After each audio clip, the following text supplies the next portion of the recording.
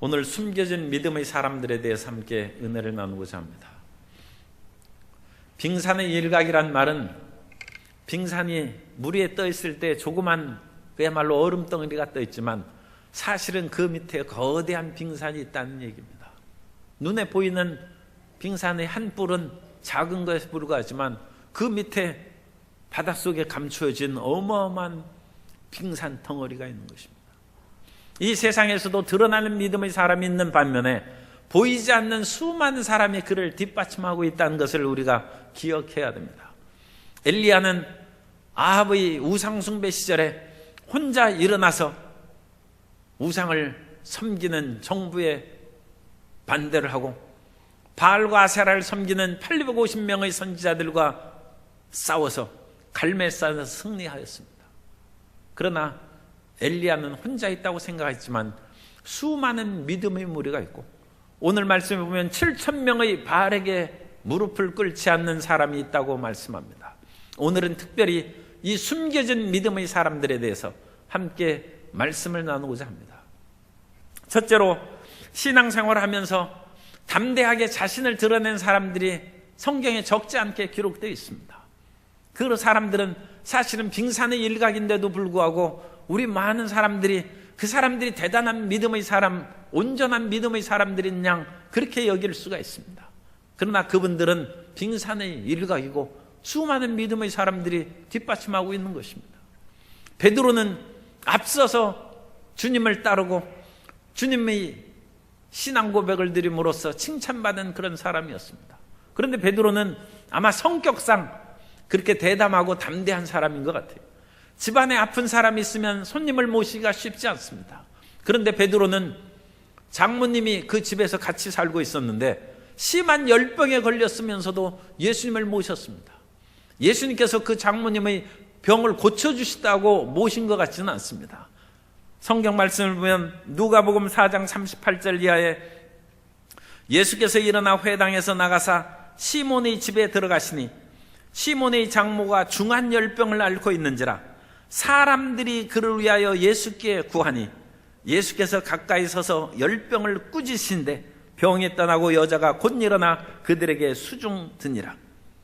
베드로가 구한 것이 아니라 사람들이 예수님께 간청했다고 기록되어 있는 거 보면 베드로는 그냥 예수님을 모시고 싶어서 모신 것인데 그 집에 사람들은 자기 집에 사람들을 모시는 것을 어려워하는데 베드로는 그야말로 담대하고 그런 거에 대해서 소탈한 마음을 가진 것 같습니다. 베드로는 어찌나 용기가 충만한지 예수님께서 물 위에 걸어오실 때 유령인가 해서 제자들이 한때 놀랐습니다. 그런데 예수님께서 내니 걱정하지 말라 할 때 마태복음 14장 28절 이하에 베드로가 대답하여 이르되 주여 만일 주님이시거든 나를 명하사 물 위로 오라 하소서 하니 오라 하시니 베드로가 배에서 내려 물 위로 걸어서 예수께로 가니. 귀신은 거짓말할 수도 있죠. 그런데 이 유령인가 해서 놀랐던 그 자리에서 예수님께서 오라 하시는데 베드로는 그걸 그냥 믿고 그 파도가 내리치는 그 물 위로 뛰어내려서 걸어가는 것입니다. 얼마나 대담한 사람인지 몰라요. 예수님께서 세상 사람들이 인자에 대해서 뭐라고 했는지 예수님께서 제자들과 함께 대화를 나누셨습니다. 그러다가 예수님께서 너희는 나를 누구라고 하느냐? 그러자 베드로가 담대하게 주는 그리스도시요 살아계신 하나님의 아들이십니다.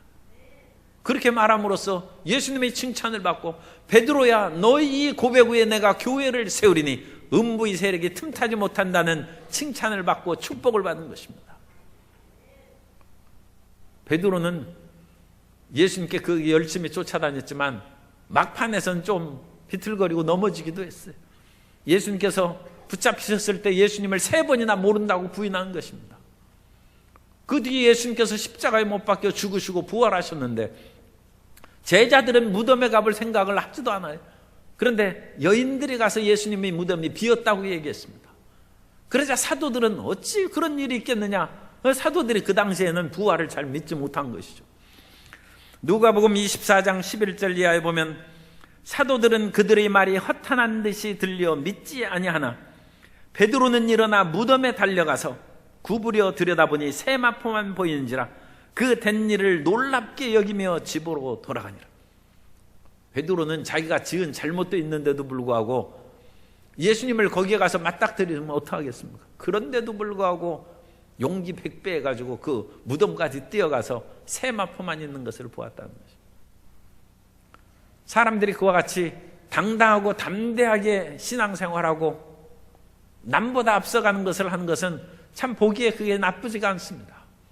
야이로는 회당장이었는데 그 어린 딸이 죽을 병에 걸렸어요. 사람들은 자기 몸에 있는 병을 드러내고 얘기하는 것을 또 그 주저하고 꺼려하는 사람들이 많이 있어요. 더군다나 회당장의 신분과 지위가 있는데도 불구하고 그 집에 우환이 있고, 그럼 사람들은 무엇인가 우환이 있으면 그 집에 무엇이 잘못이 있는 것이 아닌가, 그렇게 오해할 수 있죠. 욥이 병에 걸리고 그 집안에 큰 우환이 걸렸을 때 사람들은 욥의 새 친구가 와서 내 숨은 죄를 고백하라고 그렇게 얘기한 것처럼 오해하기가 쉽습니다. 그런데 이 회당장 야이로는 어찌나 담대한지 예수님 앞에 체면불구하고 무릎을 꿇고 예수님께 간구합니다. 마가복음 5장 22절 이하에 보면 회당장 중의 하나인 야이로라는 이가 와서 예수를 보고 발 아래 엎드려 간곡히 구하여 이르되 내 어린 딸이 죽게 되었사오니 오셔서 그 위에 손을 얹으사 그로 구원을 받아 살게 하소서 하거늘. 주님께서 이 회당장 야이로의 그런 간구를 들으시고 그를 치료하시러 가신 것입니다. 이 회당장 야이로가 그야말로 회당장이라는 권세도 있고 또 어느 정도 생활의 그 모든 것도 충족되어서 부유한 그런 상황이 있었겠죠. 그러니까 이와 같이 담대함이 생겼는가? 그런데 또 그렇지 않은 사람이 있어요. 여리고의 맹인 거지는 그 사람은 거지입니다. 거지인데도 불구하고 어찌나 성격이 담대하고 강한지 눈뜬 사람들이 오히려 이 사람을 못 당하는 것입니다. 마가복음 10장 47절 이하에 보면 나사렛 예수시란 말을 듣고 소리질러 이르되 다윗의 자손 예수여 나를 불쌍히 여기소서 하거늘. 많은 사람이 꾸짖어 잠잠하라 하되 그가 더욱 크게 소리질러 이르되 다윗의 자손이여 나를 불쌍히 여기소서 하느니라. 이 사람은 앞이 안 보여요. 그런데 눈뜬 사람이 그야말로 거지고 앞도 안 보이는데 그 밀어뜨리거나 그렇게 회를 끼친데도 그걸 어찌 알 수 있겠습니까? 그러면 다윗의 자손이여 나를 불쌍히 여겨달라고 해서 잠잠하라고 하면 주눅이 들어서 이제는 소리를 낮출 수도 있어요. 그런데 오히려 더 크게 이 사람이 보이는 것은 예수님밖에 없어요. 예수님 들리라고 더 크게 소리 들으니까 예수님께서 그를 부르라고 했습니다. 그러자 어찌나 대담하고 담대한지 거지로서 겉옷을 딱 들치고 앉아서 이제 그 돈을 받고 그러는데 그 겉옷을 집어 던지고 예수님 앞에 나갑니다. 그리고 예수님께서 거기 오실 것을 알지도 못했어요. 그래서 누가 지나가시느냐 물어서 이제 예수님이라는 것을 알았으니까 사전에 무슨 생각한 것도 없어요. 그런데 예수님께서 부르신 후에 내가 그와 같이 큰 소리로 나를 부른 이유가 무엇이냐 그걸 물으시자 주여 보기를 원합니다. 눈뜨기를 원한다고 그 즉시에서 자기의 치명적인 그런 고통을 주님 앞에 간구하고 주님께서 그 마음의 소원대로 눈을 뜨게 해주신 복을 주셨습니다. 세상에 그렇게 담대한 사람들이 믿음을 생활한 사람들 중에도 있어요. 중풍병에 걸리면 사람들이 몸이 건강하다가 몸이 자기 말을 안 들어요. 그러면 사람들 만나기를 피하고 이 중풍병에 걸리면 운동을 더 잘하고 사람들 앞에 더 많이 다닐 수 있도록 그렇게 해야 몸이 풀리는데 그 집안에 그냥 가만히 앉아있으면 더 몸이 굳어버리죠. 그러니까 자꾸 다녀야 되는데 성경에 나오는 이 중풍병자는 어찌나 대담한지 들것에 실려가지고 그 수많은 무리를 헤치면서 예수님 앞에 나왔어요. 그 친구들이 또 성격이 같은 거예요. 나와보니까 예수님 앞에 첩첩 그야말로 사람들이 가로막혀서 못 나가는 거예요. 웬만한 사람 같으면 내가 병도 걸리고 몸도 불편하니까 그냥 집으로 돌아갔다가 나중에 한가할 때 예수님 앞에 나오자 그랬을지 모릅니다. 그런데 예수님 앞에 나아가는 그 마음을 이 사람들이 결코 막지 못한다면서 지붕을 뜯어라는 거예요. 그러니까 지붕을 뜯어가지고 들것에 드러내려서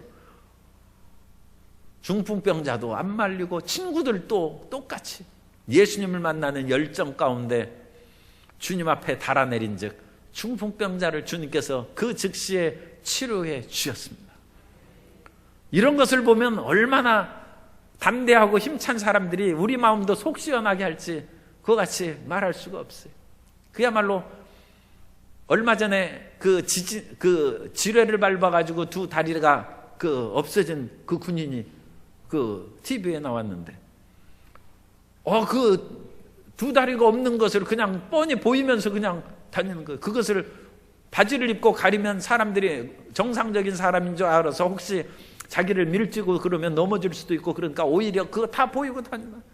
조금도 스스로 먹고 꺼려함이 없이 담대하게 사니까 오히려 그 사람을 보면 측은하고 눈을 돌리려던 사람도 그냥 용기 있게 그 사람을 바라보고 정말 씩씩하게 살아서 너무 좋다, 그렇게 얘기하는 것입니다.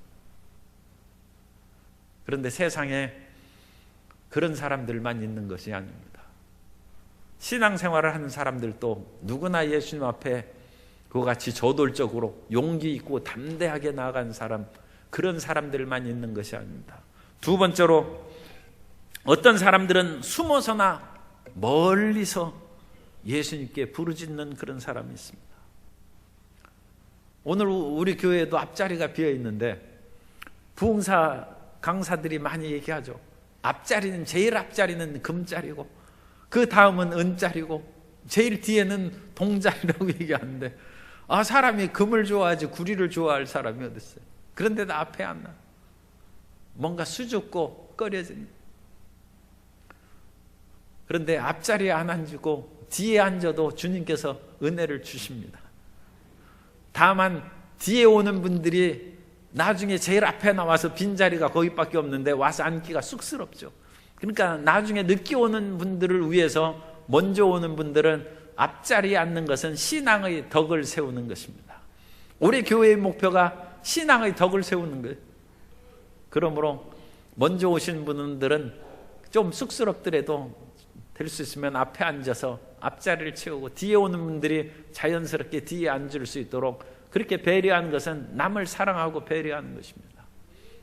어쨌든 간에 우리 교회에도 뒤에 기둥이 지금 4개 있죠. 그런데 중세의 교회는 바실카 양식이라고 해서 그 가운데 회중석이 있고 양옆에 기둥이 쫙 있어요. 그래가지고 그 기둥 뒤에는 누가 있느냐? 교회 처음 나온 사람들이 기웃거리고 앉기에는 쑥스리고, 그러니까 그 기둥 뒤에 숨어서 설교를 듣는 거예요. 그리고 아내가 예배 드리는데 남편이 그냥 따라와서 차를 태워 내려주고 예배 드리고 자기는 밖에 있다가 또 가끔 날씨도 춥고 그러면 한번 들어가 볼까 해서 기둥 뒤에 숨어서 이제 설교를 듣는 거예요. 그래서 이 바실리카의 기둥 있는 교회, 오늘날에는 기둥을 없애는 교회 양식이 아주 유행입니다만 그 기둥 있는 것이 유익함이 있어요. 왜냐하면 사람마다 드러내기를 좋아하는 것이 아니라 무엇인가 기둥 뒤에 숨어서 멀리 서서 주님을 바라보는 그런 사람들도 있기 때문에 그렇습니다. 그리고 그런 사람들은 하나님께서 모르시는 것이 아니라 기둥 뒤에 있는 사람들도 하나님께서 사랑하시고 돌보시고 멀리 있는 사람도 기도를 들으십니다. 가까운 사람의 기도를 응답해 주실 뿐만 아니라 멀리 서서 기도한 사람의 기도도 응답해 주십니다. 로마 제국 시대에 강력한 힘을 가진 그 사람 중에 하나가 세리인데, 왜냐하면 로마에서 세금 거두는 것을 굉장히 중요시 여겼어요. 그래서 세리에게 상당한 권한이 있습니다. 그런데 성경에 나타난 세리는 어찌나 수줍고 주저하는 세리인지 참 희한한 세리를 성경에 기록해놨어요. 강심장 세리가 아니라 멀리 서서 기도하는 세리가 누가복음 18장 13절에 보면 세리는 멀리 서서 감히 눈을 들어 하늘을 쳐다보지도 못하고 다만 가슴을 치며 이르되 하나님이여 불쌍히 여기소서 나는 죄인이로소이다 하였느니라. 이 세리가 멀리 서서, 지금 성전에서 바리새인과 세리 두 사람이 기도하고 있는데 바리새인은 얼마나 당당하고 자신 있는지 기도를 올리고 세리는 멀리 서서 감히 성전에서 하늘을 우러러보지도 못하면서 가슴을 치면서 기도하는데 예수님께서는 바리새인보다 세리를 더 의롭다 하시고 그 기도를 들으셨다고 말씀합니다. 멀리 서 있는 숨어 있는 사람의 기도를 들으십니다. 세리 중에 세리가 세리장인데 삭개오는 여리고의 세관이 큰 데입니다. 거기는 교통의 요지이기 때문에. 그래서 거기에서 세리장이 있어요. 그러니까 여러 명의 세리들이 있었겠죠. 그런데 그 삭개오는 세리장으로서 얼마나 위세가 당당하겠습니까? 요즘에도 세무조사 나온다면 그 기업이 얼마나 준비를 하느라고 힘이 들겠습니까? 그런데 하물며 세리장인데 사람들이 그 사람 눈치를 안 볼 수 있겠어요? 그런데 이 세리장 삭개오가 얼마나 심령이 부드럽고 여린 사람인지 사람들이 많이 모여서서 예수님을 볼 수 없게 되자 그 사람 또 키도 작아가지고 안 돼. 그러면 저리 비키라고 하고 오히려 길을 낼 만한 그런 위치에 있는 사람인데 예수님께서 지나가심직한 무화과나무 위로 올라가서 예수님을 보러 올라가는 거예요. 얼마나 어떤 면으로는 소심하고 성격이 여린지 아니면 다른 사람을 배려하는 마음이 충만한 세리장인지 삭개오가 그런 사람. 그래가지고 이 삭개오는 정말로 훌륭한 사람이에요. 삭개오는 자케우스라는 그 단어에서 나온 단어인데 그건 의롭다는 뜻입니다.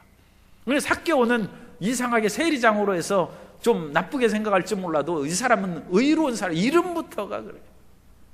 그런데 남을 배려하는 그 따뜻한 마음이 있는 것을 알 수 있어요. 그래서 예수님께서 이 삭개오를 보시고 그냥 지나가시지 않고 삭개오야, 내가 오늘 내 집에 유하여야 되겠다. 베드로는 집에 그와 같이 병에 걸린 장모님이 계셔도 예수님을 모시는 담대함을 보였지만 삭개오는 예수님 얼굴만 보려고 했는데 예수님께서 오늘 내 집에 들어가겠다고 친히 삭개오를 불러서 들어가셨어요. 멀리 있으나 가까이 있으나 숨어 있으나 드러나나 주님의 뜻대로 공평하신 하나님께서는 우리를 채우시고 은혜를 내려 주시는 것입니다. 그러므로 마음에 두려움과 꺼리낌을 가질 필요가 없어요. 혈류병에 걸린 사람은 12해 동안 혈류병에 걸려가지고 고통 가운데 있으니까 재산도 없어지고 이제 사람들이 기피 인물이 된 거예요. 오늘날에는 사람들을 그냥 여러 가지 사회적인 여건으로 왕따하지만 고대 시대에는 이와 같은 피를 흘리거나 혈루증이거나 부정한 사람들을 그 왕따시켰어요. 이 사람들 앞에 나가기를 꺼려하세요. 그러므로 이 혈루증 앓던 여인은 예수님 앞에 야이로처럼 담대히 앞에 뛰어나가서 주여 내 병을 고쳐주옵소서 그럴 배짱이 없어요. 그러나 믿음을 가진 이 혈루증 여인이 내가 예수님 앞에 서서 치료를 구하지 못할지라도 예수님의 뒤에 가서 그 옷자락에 손만 대어도 내가 고침을 받을 것이다. 주님께서 이 혈루증 앓던 여인을 고쳐주셨습니다. 주님께서 그것도 고쳐주셨습니다. 숨어서 멀리 서서 주님을 바라는 사람도 전지전능하신 하나님께서는 그 모든 것을 보시고 은혜를 내리시고 긍휼을 베풀어 주시는 것입니다. 10명의 나병 환자도 멀리 서서 예수님께 구합니다. 누가복음 17장 12절 이하에 보면 한 마을에 들어가시니 나병 환자 10명이 예수를 만나 멀리 서서 소리를 높여 이르되 예수 선생님이여 우리를 불쌍히 여기소서 하거늘. 어떤 나병 환자는 어찌나 담대한지 예수님 앞에 뛰어나와서 주여 만일 원하시면 저를 깨끗하게 하실 수 있습니다. 원래 나병 환자는 건강한 사람들 앞에 못 오게 되어 있습니다. 병을 옮을 위험이 있기 때문에 나병 환자가 지나가면서 건강한 사람이 오면 나는 부정하다고 소리를 질러야 됩니다. 그럼 사람이 피해가겠죠. 그것을 하지 않는 사람은 건강한 사람들이 돌을 던져서 그를 쫓아낼 수 있습니다. 그러니까 10명의 나병 환자가 멀리 서서 기도하는 것이 그게 올바른 태도죠. 그런데 한 명의 나병 환자는 예수님 앞에 뛰어와서 기도하기도 했어요. 그러나 멀리 서서 우리를 불쌍히 여기소서 하는 그 사람들에게 예수님께서는 제사장들에게 가서 내 몸을 보이라 하며 그들이 믿음으로 제사장들을 향하여 나아갈 때 치료해 주시고 건강한 몸으로 변화시켜 주셨습니다. 하나님은 멀리 있거나 가까이 있거나 그 마음에 진실된 믿음을 가진 사람을 살펴보시고 은혜를 내려 주시는 것입니다. 옛날에 어떤 교회 학교에서 그 자녀들이, 청소년들이 열심히 교회 학교에 일하다가 이제 일을 마치고 하려니까 비가 쏟아지기 시작했어요. 그런데 목사님이 우산이 한 개밖에 없어요. 그래서 몇 명 아이들 보고 제일 필요한 사람이 누구냐 하고 우산 그 사람에게 빌려준다고 그러니까, 집도 가깝고 돈도 많아가지고 택시 타고 가면 되는 그 부잣집 아이가 목사님 저한테 주세요 해서 금방 빼앗다시피 해가지고 우산 가지고 갔어요. 가난한 소년은 버스를 타고 한참 가고 내린 후에도 버스에서 집에까지 가려면 오래 걸어가야 됩니다. 그러니까 비를 흠뻑 맞을 수밖에 없죠. 그 소년이 우산이 필요한데 차마 여러 명 있는 데서 내게 우산을 달라고 그 말을 못하고 주저주저 하는 사이에 그 부잣집 소년이 그냥 우산 가지고 갔어요. 겨우 비를 피하면서 버스를 탔습니다. 그런데 희한하게도 그 주저하고 망설이던 그 소년이 버스에서 내렸을 때 비가 그쳤습니다. 그래가지고 비가 그쳐서 우산 없어도 집에 잘 갈 수 있었어. 하나님께서는 주저하는 그 소년의 간절한 마음의 기도도 응답하시고 은혜를 내려 주시는 것입니다. 하나님께서는 숨어있고 멀리 서서 기도하는 사람도 돌봐주십니다. 그런데 세 번째로, 숨겨진 믿음의 사람들이 때가 되면 주의 일을 수행하기도 합니다. 오늘은 숨겨진 그 사람들이 일할 그 근거를 성경에서 우리가 찾아본 것입니다. 엘리야가 고군분투하면서 그야말로 수많은 바알과 아세라의 거짓 선지자들을 척결하고 그 일을 했는데, 그 일을 너무 하다가 스트레스를 받고 고통에 빠지기도 했어요. 그러다가 하나님께서 이제 엘리야의 사역이 마칠 때가 가까우자 이스라엘이 우상 숭배하는 사람들을 심판할 사람들을 세워주셨습니다. 그래서 이스라엘이 국가적으로 부패했기 때문에 이스라엘의 대적인 아람의 하사엘의 기름을 부어서 하사엘이 이스라엘을 공격하여 이스라엘을 괴롭힌다는 거예요. 하나님 나라의 백성이 외국의 그런 이방인의 나라에 공격을 받죠. 왜 그런 일이 있습니까? 이스라엘이 우상 숭배에 젖었기 때문에 하사엘에게 기름 부어서 그들을 칠한 것입니다. 하나님께서 이방 민족을 통해서 우상 숭배하는 자기 백성들을 책망하시고 징계하신 것입니다. 그리고 이스라엘 내부에서도 이제는 새로운 정권을 일으켜야 된다 해서 아합의 가문을 멸망시킬 장군을 기름 부는데 그것이 예후입니다. 예후에게 기름을 부으라는 거예요. 그래서 예후가 쿠데타를 일으키고 아합의 가문을 멸절시킵니다.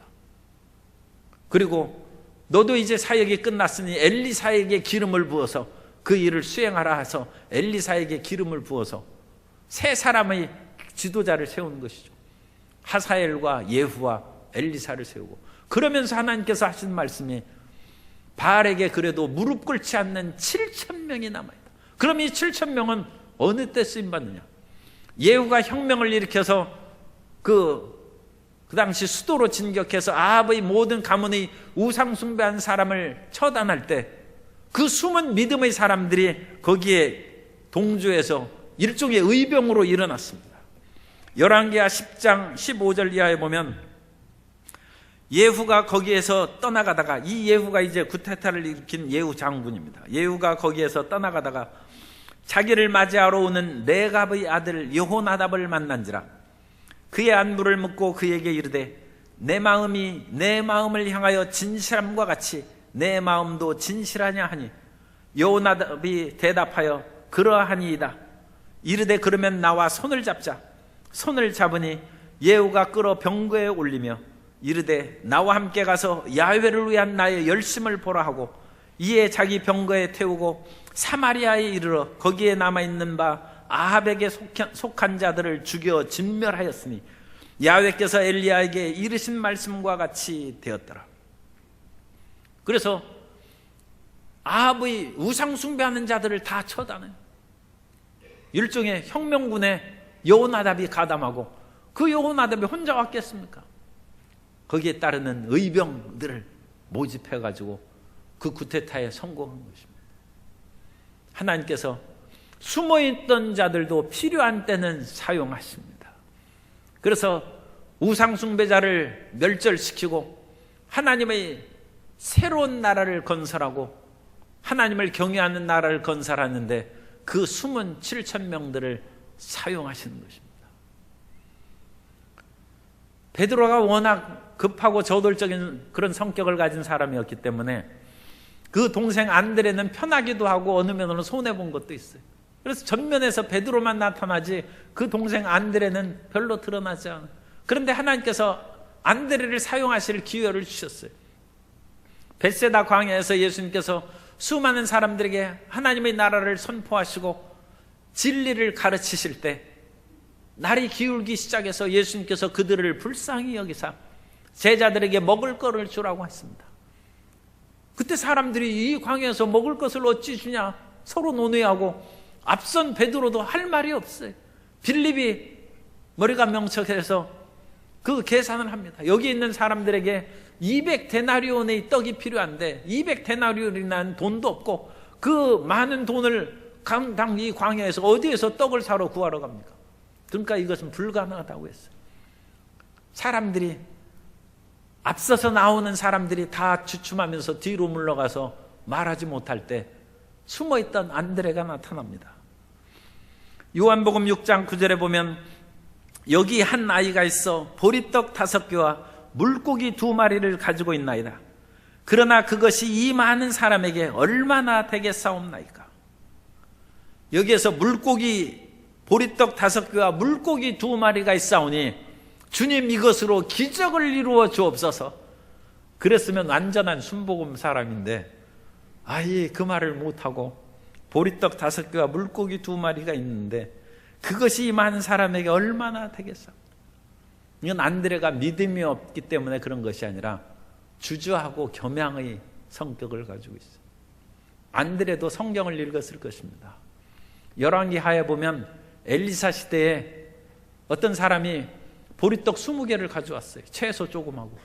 그걸 가지고 그 종들에게 엘리사와 그 제자들에게 대접하려고 보리떡 20개를 가져왔는데 거기 무리가 100사람이에요. 100명. 아니 보리떡 1개씩만 먹어도 20명 그 1개 먹어서 또 되겠습니까? 한 5개씩은 먹어야죠. 그럼 보리떡 20개 가지고 어찌 먹겠어요? 그래가지고 이걸 가지고 어찌 100사람에게 그야말로 먹을 수 있겠습니까? 그 제자가 걱정하자 엘리사가 야훼 하나님께서 모든 사람이 먹고 남으리라고 하셨다. 이미 오병이어의 그 놀라운 예표의 그죠? 구약 성경의 예표적인 그 사건이 이미 엘리사 시대에 있었어요. 그러면 안드레가 그렇게 얘기할 수도 있죠. 주님, 여기 보리떡 5개와 물고기 2마리가 있는데 엘리사 시대에도 보리떡 20개로 100명이 먹는 기적이 일어났는데 하물며 예수님께서 하나님의 아들이 이 보리떡 5개와 물고기 2마리로 이 많은 사람을 어찌 못 먹이시겠습니까? 저는 믿습니다. 안드레가 그렇게 얘기했어야 되는데 안드레가 그렇게 말은 안 하고 그냥 가져왔어요. 그런데 주님께서 뭔가 말재주도 없는 안드레의 속마음을 아시고 제자들에게 명령합니다.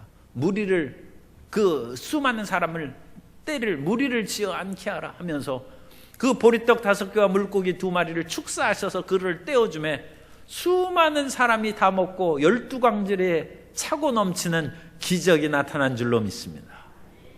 그래서 안드레를 중세 그 초대 우리 교회 시대에는 숨어있는 성자라고 합니다. 드러나지 않고 숨어서 일을 해야 한다. 제가 오래전에 봐가지고 잘 기억이 안 나는데 맞는지 모르겠습니다. 그런데 이 에수라는 영화가 있어요. 그래가지고 비가 많이 내리는 그 장면이 기억나고 또 하나 기억나는 것은 안드레 성자에게 촛불을 기도를 거기 이제 그 옛날 시대에는 초를 이렇게 켜는 그것이 기도를 올리는 겁니다. 그런데 그 주인공이 비비안인가 그렇습니다. 그런데 그 여주인공이 애인과 헤어진 후에 그야말로 전쟁에 나가서 죽을지 모르는데 그 마음의 걱정과 비탄을 말할 수 없죠. 그래서 기도를 올리는데 그 당시 그런 상황에서는 그 지역에서는 촛불을 켜서 우리는 그냥 부르짖어 기도하고 방언으로 기도하면 되는데 거기는 촛불을 켜놓은. 그런데 앞에 있는 전면에 드러나는 성자들에게 촛불을 켜놓는 것이 아니라 뒤로 돌아가서 숨어있는 안드레에게 촛불을 켜는 그 장면이 제가 기억이 납니다. 그 영화가 맞지 싶은 생각이 듭니다. 숨어있는 사람의 기도를 들으신다. 사람들이 주저한다 할지라도 부모가 옹알이로 이렇게 얘기하는 자녀의 말을 어찌 알아듣지 못합니까? 자녀가 뭐라고 웅웅거려도 그 엄마는 그거 알아듣는 것이죠. 우리의 간절한 기도를, 우리의 마음의 소원을 주님께서 어찌 모르시겠습니까? 주님의 사랑과 전지전능하심을 믿으시기 바랍니다. 숨어 있다고 해서 스스로를 부끄럽게 하고 자신을 한탄하고 체크할 필요가 없어요. 주님께서 우리를 아시고 이끌어 주십니다. 그리고 주님께서 필요한 때는 사용하시는 것입니다. 안드레도 숨어있는 그 사람을 사용하셔서 오병이어의 기적을 일으키셨고, 삭개오도 전면에 드러나서 믿음의 그런 율법을 지키는 신실한 신자로서는 생활을 못했어요. 아니, 세리장인데 로마의 그런 측근에서 일하는 사람으로 비난을 받았으면 직한데 어찌 율법에 충성한 그런 사람으로 드러났겠습니까? 그러나 삭개오는 그 이름처럼 의로운 마음이 있어요. 그래서 예수님을 보고자 하는 간절함이 있었고, 예수님께서 그 삭개오를 보시고 그 집에 들어가셨을 때 삭개오가 담대히 주님 앞에 그 믿음을 드러냅니다. 누가복음 19장 8절에 보면 삭개오가 서서 주께 여짜오되 주여 보시옵소서, 내 소유의 절반을 가난한 자들에게 주겠사오며 만일 누구의 것을 속여 빼앗은 일이 있으면 네 갑절이나 갚겠나이다. 옛날에는 만일 누구의 것을 속여 빼앗은 일이 있으면 그 말에 대해서 이 삭개오가 좀 거짓말하고 과장하는 것이 아닌가 그런 생각을 했습니다. 그런데 삭개오가 다른 사람을 밀치고 길을 내서 예수님을 만나지 않은 그 기절을 제가 읽고 묵상하면서 이 말이 맞다고 제가 생각을 합니다. 삭개오는 자기가 세리로서 일을 할 때에도 억지로 강탈하지 않은 그런 사람이었을 것이다. 그럼에도 불구하고 혹시라도 세금을 거두는 데 있어서 무리한 일이 있어서 혹시 빼앗은 일이 있으면 네 갑절 갚겠다는 것입니다. 구제하고 사랑의 삭개오로 자신이 드러나는 것입니다. 니고데모는 예수님이 처음 사역을 시작할 때 예수님 앞에 나왔습니다. 니고데모는 산헤드린 회원입니다. 이스라엘의 유대인들의 최고 의결기관이 산헤드린인데 거기 회원이라는 것은 명예도 있고 존경받는 그런 자리입니다.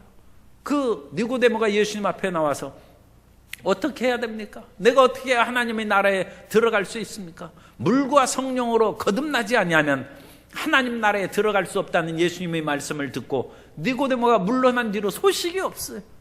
그리고 니고데모가 믿음이 없어진 사람인가? 그러나 예수님께서 십자가에 달리셨을 때, 그리고 죽음의 그런 모든 고통을 당하셨을 때 니고데모가 나타납니다. 그때에는 예수님의 드러난 제자들, 베드로도 나서지 못하고 그 똑똑한 빌립도 나서지 못하고 어떤 제자들도 예수님의 시신을 모셔서 장사진을 엄두를 내지 못할 때 니고데모가 나타납니다. 니고데모가 숨어있는 신자였어요. 그리고 예수님의 시신이 나무에 그와 같이 걸려있는 것을 보고 얼마나 마음을 아프게 생각해서 니고데모가 나타납니다. 요한복음 19장 39절 이하에 보면 일찍이 예수께 밤에 찾아왔던 니고데모도 모략과 침향 섞은 것을 100리트라쯤 가지고 온지라. 이에 예수의 시체를 가져다가 유대인의 장례 법대로 그 향품과 함께 세마포로 쌌더라. 그때는 정말 위험이 다가오고 이제 예수님의 제자라고 하면 죽임을 당할지도 몰라요. 그런데 니고데모가 예수님께서 나무에 달리셨는데 내가 죽음이 두렵겠느냐? 나와서 예수님의 시신을 연습한 것입니다. 또 부자인 아리마대 사람 요셉도 이 예수님의 장례에 참여한 것을 말씀합니다. 마태복음 27장 57절 이하에 보면 저물었을 때 아리마대의 부자 요셉이라 하는 사람이 왔으니 그도 예수의 제자라. 빌라도에게 가서 예수의 시체를 달라 하니 이에 빌라도가 내주라 명령하거늘 요셉이 시체를 가져다가 깨끗한 세마포로 싸서 바위 속에 판 자기 새 무덤에 넣어두고 큰 돌을 굴려 무덤 문에 놓고 가니, 아리마대 사람 요셉은 예수님의 사역 공생의 기간 동안 안 나타나요. 숨어있는 제자. 그런데 예수님의 12제자들이 드러나지 않을 때, 다른 제자들이 이 광야에 있는 사람들을 먹일 수 없다고 할 때 안드레가 드러난 것처럼 요셉이 나타나서 예수님을 자기 무덤에 장사했는데, 이 아리마대 사람 요셉은 부자입니다. 그래서 예언을 성취해. 이사야 53장 9절에 보면 예수님에 대한 메시아 예언입니다. 그는 강포를 행하지 아니하였고 그의 입에 거짓이 없었으나 그의 무덤이 악인들과 함께 있었으며 그가 죽은 후에 부자와 함께 있었도다. 성경 말씀을, 예언을 응하게 하는 일을 아리마대 사람 요셉이 수행한 것입니다. 주님께서는 어떤 성격을 가지고 있다 할지라도 주님을 간절히 찾는 사람에게 은혜를 내려주십니다. 앞에 있는 사람에게도 은혜를 주시고 뒤에 있는 분에게도 은혜를 주시고, 진실한 마음으로 하나님을 바라는 사람은 치료하시고 구원하시고 마귀를 멸하여 주십니다. 그러므로 공평하신 예수님을 굳게 믿고, 혹시라도 먼저 어떤 일을 취하고 나가는 그 사람을 인하여 상처받지 않게 되시기 바랍니다. 주님께서는 주저하는 소년에게도 비를 그치는 위대한, 우산 받고 간다고도 빗방울 맞습니다. 비 그치는 것이 최고입니다. 하나님은 은혜를 주십니다. 그리고 그 숨어있는 사람도 때가 되면 주님이 원하실 때 기꺼이 주의 일에 충성하는 하나님의 일꾼 되시기를 예수님 이름으로 축원합니다.